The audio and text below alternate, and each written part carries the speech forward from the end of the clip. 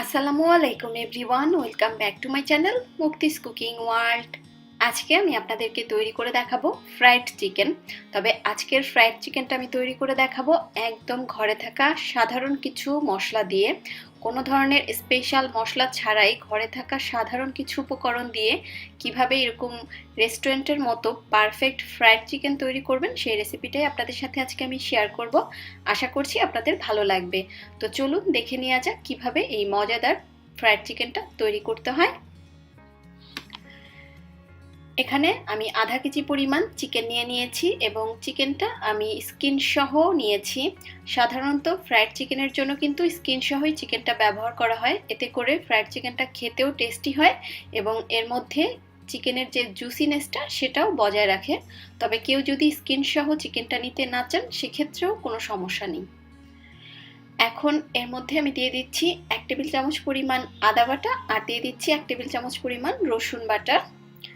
দিচ্ছি এখানে আমি 1 টেবিল চামচ পরিমাণ লাল মরিচের গুঁড়া, তবে আপনি আপনার টেস্ট অনুযায়ী ঝালটা বাড়িয়ে কমিয়ে নিতে পারবেন।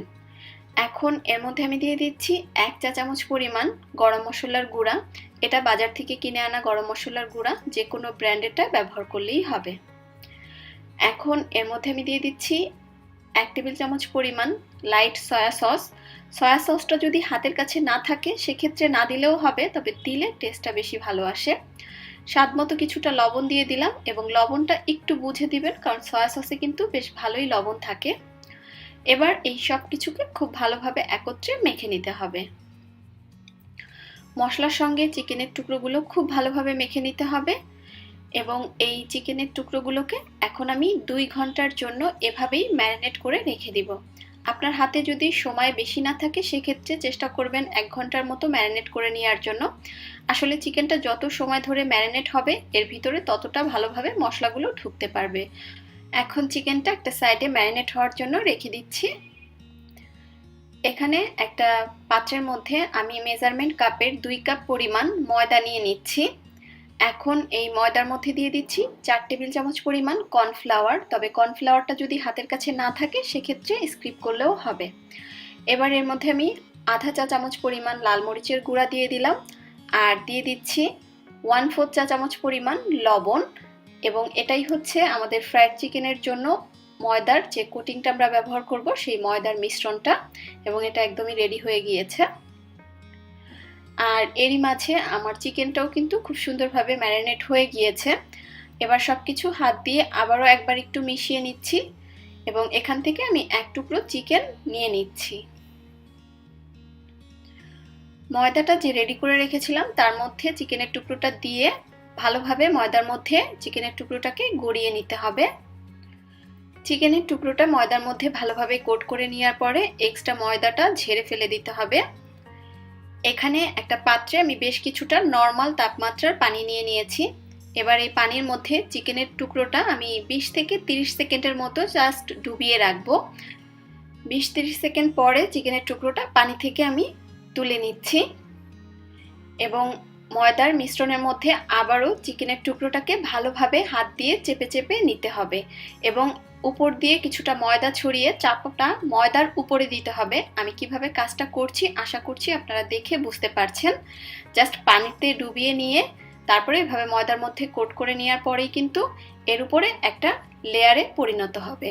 এবং আপনারা হয়তোবা দেখতেই পাচ্ছেন ফ্রাইড চিকেনের উপরে যে একটা ক্রিস্পি লেয়ার থাকে ময়দার বা কোটিং থাকে সেটা কিন্তু অলরেডি ক্রিয়েট হয়ে গিয়েছে।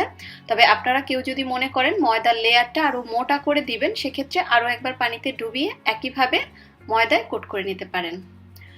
এবার আমি এগুলো ভেজে নিব। এর জন্য চুলা একটা হাঁড়িতে বেশ কিছুটা তেল গরম করতে দিয়েছি। তেলটাকে খুব ভালোভাবে গরম করে নিতে হবে। আপনাদেরকে আমি একটু দেখিয়ে দিচ্ছি।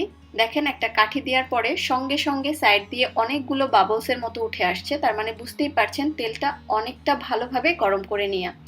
ফ্রাইড চিকেন ভাজার জন্য তেলের তাপমাত্রাটা সঠিক হওয়া খুবই গুরুত্বপূর্ণ, এতে করে আপনার কোটিংটা খুলে আসার কোনো ভয় থাকবে না এবং এটা অনেক বেশি ক্রিস্পি আর পারফেক্টও হবে। আর তেলটা অনেক বেশি গরম থাকার কারণে এটা কিন্তু পুড়ে যাওয়ারও কোনো ভয় নেই, কারণ আপনি যখন চিকেনগুলো তেলের মধ্যে দিবেন অটোমেটিকলি তেলের তাপমাত্রাটা কিন্তু অনেকটাই ডাউন হয়ে যাবে। আর তেলটা প্রথমে ভালোভাবে গরম করে নিয়ে দেন চিকেনগুলো ছাড়ার আগে চুলার আঁচটা মাঝারি থেকে একটু কম করে দিবেন, তাহলেই কিন্তু আর কোনো টেনশন থাকলো না। আর দেখতেই পাচ্ছেন যে তেলটা অনেক বেশি গরম হওয়ার কারণে উপরে একটা বুদবুদের মতো সৃষ্টি হয়েছে, এবং এর কারণে কিন্তু এই উপরের যে কোটিংটা সেটাও অনেকটা সুন্দর মতো খুলে আসবে, এটা একটা আরেকটার সঙ্গে লেগে থাকবে না।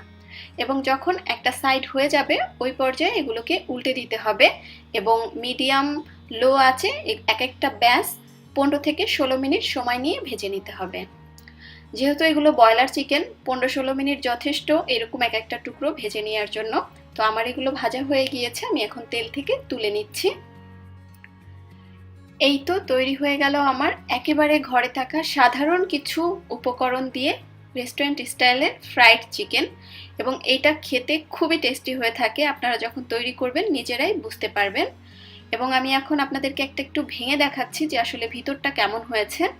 উপরটা তো দেখেই বুঝতে পারছেন যে এটা কতটা সুন্দর হয়েছে, এবং ভিতরটাও দেখেন খুব সুন্দর মতো সিদ্ধ হয়ে গিয়েছে।